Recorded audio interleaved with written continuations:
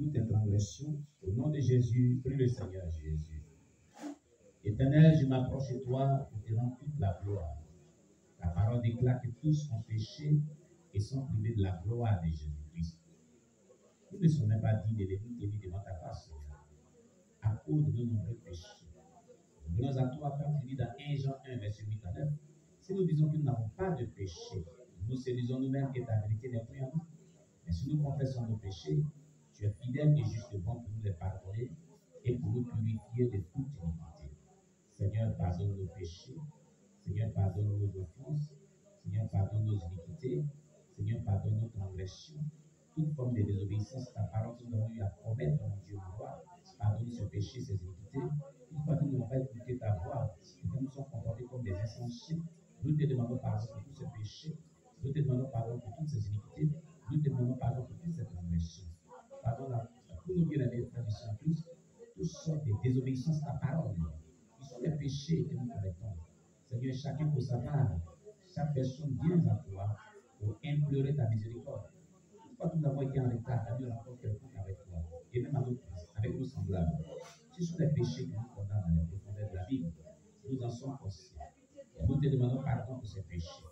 Nous te demandons pardon pour toutes ces iniquités, toutes ces transgressions au nom de Jésus-Christ. Amen. Nous avons prié, nous sommes exaucés au nom de Jésus. Bien-aimé, tu vas demander au sang de Jésus-Christ de te laver de tout péché, de te purifier de toute iniquité, au nom de Jésus-Christ le Seigneur. Éternel, je te prie d'envoyer ton sang qui a coulé à la croix à cause de nous les pécheurs. Nous laver de tout péché, nous purifier de toute iniquité, nous sanctifier de toute transgression. Que ce sang précieux nous purifie, nous sanctifie, déploie ce sang dans tout être entier, afin de nous sanctifier, Seigneur, afin de nous purifier, Seigneur, afin de nous laver, Seigneur, de tout péché, de toute iniquité. Éternel, sanctifie-nous. Éternel, purifie-nous. Éternel, nettoie-nous. Par ton sang qui a coulé à la croix. Par ton sang qui a coulé à la croix. Déverse ce sang dans tout le corps, Jésus. Et que ce sang nous nettoie de tout péché. Et que ce sang nous nettoie de toute iniquité. Et que ce sang nous sanctifie de toute transgression. Dans le nom de Jésus-Christ. Merci, Saint-Esprit de Dieu. Au nom de Jésus-Christ. Amen. Bien-aimé, tu vas confier véritablement ce temps que nous avons passé avec Dieu à la main du Seigneur. Et lui demander de venir prendre le contrôle de nos cœurs, de venir prendre le contrôle de nos esprits et de nous parler, de nous conduire et de guider ce moment. Au nom de Jésus-Christ, prions le Seigneur. Nous te confions tout le temps que nous allons passer avec toi dans ce programme de ce soir. Viens donc nous guider, viens donc nous diriger, viens donc prendre le contrôle de ce monde. Que tout ce qui est charnel, que tout ce qui est démoniaque, que tout ce qui ne nous pas le nom du Seigneur s'éloigne de nous, afin que rien que ta volonté soit faite, Seigneur. Que ta grâce sur la vie de nos vies. Oh Jésus-Christ, conduis-nous par ton Esprit Saint, dirige-nous par ton Esprit Saint, prends le contrôle de ce monde pour la seule gloire de ton nom, dans le nom puissant de Jésus-Christ. Et que ta grâce sur la vie de nos vies, au nom de Jésus-Christ. Amen. Alléluia. Nous avons prié, nous sommes exaucés au nom de Jésus-Christ. Soyez bénis au nom de Jésus.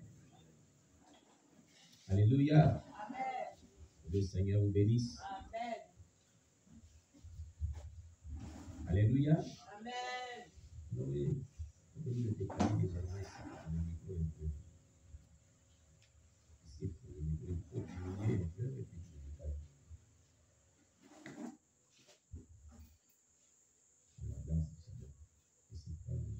C'est bon. Amen. On acclame le Seigneur.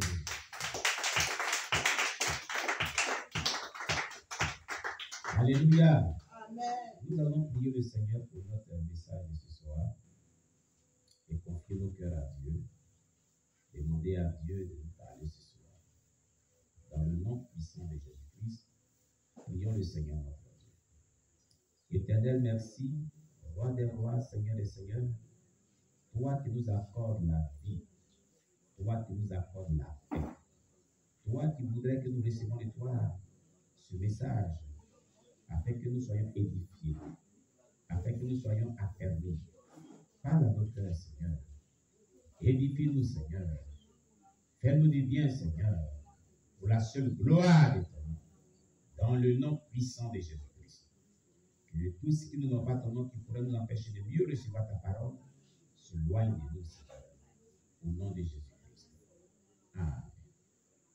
Amen.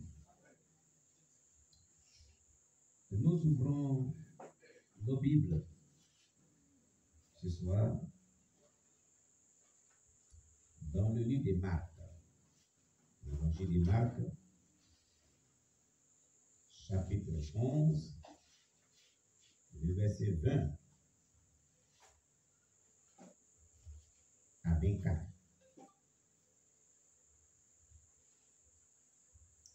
Marc chapitre 11, verset 20 à 24.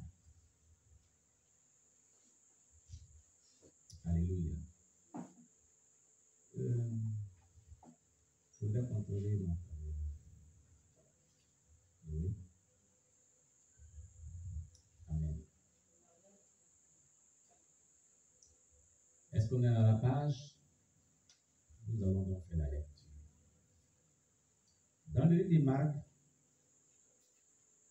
chapitre 11, le verset 20 à 24, voici ce qui nous est dit par le Seigneur Jésus-Christ. Ce sont les propos du Seigneur Jésus-Christ. Le matin, en passant, les disciples virent le figuier séché jusqu'aux racines. Pierre, se rappelant ce qu'il s'était passé, lui dit à Jésus, Rabbi, regarde, le figuier que tu as maudit a séché. Jésus prit la parole et leur dit, ayez foi en Dieu. Je vous le dis en vérité, si quelqu'un dit à cette montagne, ôte-toi de là et jette-toi dans la mer, et s'il ne doute point en son cœur, mais croit que ce qu'il dit arrive, il le verra s'accomplir. C'est pourquoi je vous dis, tout ce que vous demanderez en priant, croyez que vous l'avez reçu et vous le verrez s'accomplir. Amen. Ce sont les paroles du Seigneur Jésus-Christ. Dieu veut nous exhorter vraiment à la puissance qui réside dans la foi en Jésus-Christ. Quand une personne place sa foi en Jésus-Christ, la puissance qui réside dans cette foi, c'est qu'elle peut vraiment réaliser dans sa vie. C'est à cela que Dieu veut nous exhorter ce soir. Alléluia. Que nous dit Dieu? Il nous dit, dans ce texte, il était question de Jésus-Christ avec ses disciples. À la veille, Jésus voulait manger un fruit d'un figuier. Ça ne serait que un fruit même d'un figuier. Mais regardez, quand on lit le texte précédent, ce n'était pas la saison des figues. Ce n'était pas la saison des figues. Mais néanmoins, Jésus voulait voir un fruit de figuier sur le figuier. Alors, pourquoi ce n'était pas la saison de production de figues? Et puis Jésus voulait voir, il voulait vraiment manger un figuier, un figue sur ce figuier. C'est une fois qu'il démontrait lui sa foi. Est-ce que sa foi a échoué? Non. Il a regardé sur le figuier, il n'y avait pas de fruits.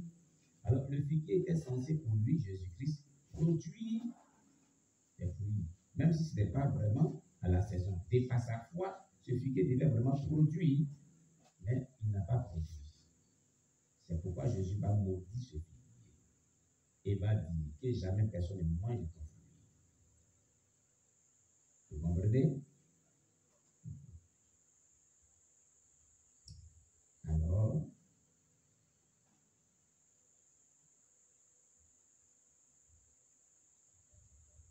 le lendemain, c'est-à-dire la vie c'est la veille, le lendemain il passait. Le figuier qui était verdoyant est devenu sec, a séché sur le champ, a eu des feuilles secs, comme un arbre qui a séché depuis des mois. C'est étonné tous les disciples. Et Pierre ne pouvait pas vraiment se contenir, il s'exclama. Et il dit, Rabbi, regarde, le figuier que tu as maudit hier a séché. Mais ce n'est pas possible. Une seule parole que tu as déclarée hier. Et voici le résultat. Automatiquement, le lendemain, ce figuier sèche.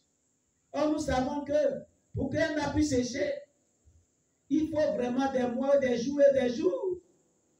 Mais après que tu aies parlé hier, le lendemain, on vient passer ici et le figuier sèche.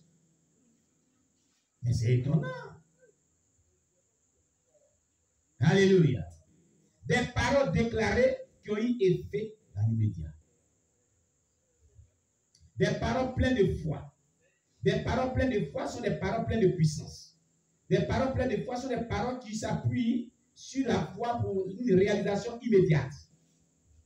Un agencement immédiat amène Dieu à faire mouvement dans nos prières pour l'accomplissement de ce que nous recherchons avec lui. Mais quand les paroles sont dépourvues de foi, il ne peut pas avoir vraiment l'intervention de Dieu. Il ne peut pas avoir le mouvement de Dieu dans nos prières pour nous accorder ce dont nous avons besoin. Dieu veut que nous soyons des personnes qui prient, qui déclarent des paroles avec foi. Tu as prié pendant 21 jours.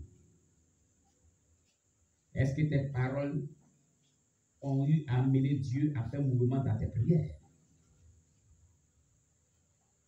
Alléluia. Ils étaient étonnés. Alors Jésus prend la parole et dit, je vous le dis. Il dit au verset 22, ayez foi en Dieu. Ayez foi en Dieu. De la manière dont Pierre parlait, il ne connaissait pas ce que c'était que la foi. Et tous ne savaient pas ce que c'était la foi. Ce qui signifiait la foi, c'est pourquoi ils étaient étonnés. Jésus venait de démontrer la foi. C'est comme souvent les deux personnes sont dans la chrétienté. Ils s'étonnent de voir d'autres personnes à rendre des témoignages. Pendant ce temps, eux, ils n'arrivent pas à rendre des témoignages. Et ils te disent, mais comment ils font cela même? Ils activent seulement leur foi, c'est tout. Il suffit d'activer ta foi. C'est tout. Active ta foi. Exerce ta foi. Quand on jeûne, on prie, on jeûne, on prie, et qu'une situation demeure, le dernier recours, c'est la foi qu'il faut activer. Car Jésus dit, tout est possible à celui qui croit. C'est le dernier recours. Il faut activer ta foi pour ce que tu n'as pas encore reçu de Dieu. Exerce ta foi. Et Jésus était en train d'exhorter ses disciples à exercer la foi en Dieu pour l'obtention de tout ce qu'eux désiraient recevoir. Alors, il dit, en vérité, je vous dis, en vérité, si quelqu'un dit à cette montagne, ôte-toi de là et jette-toi dans la mer. Regardez, ôte-toi d'ici, jette-toi dans la mer. Mais il donne une condition. Il donne une condition très importante. Et s'il ne doute pas en son cœur, voilà le problème qui fait que des prières ne sont pas exaucées. Le doute dans le cœur. Tu peux dire à cette montagne, ôte-toi de là,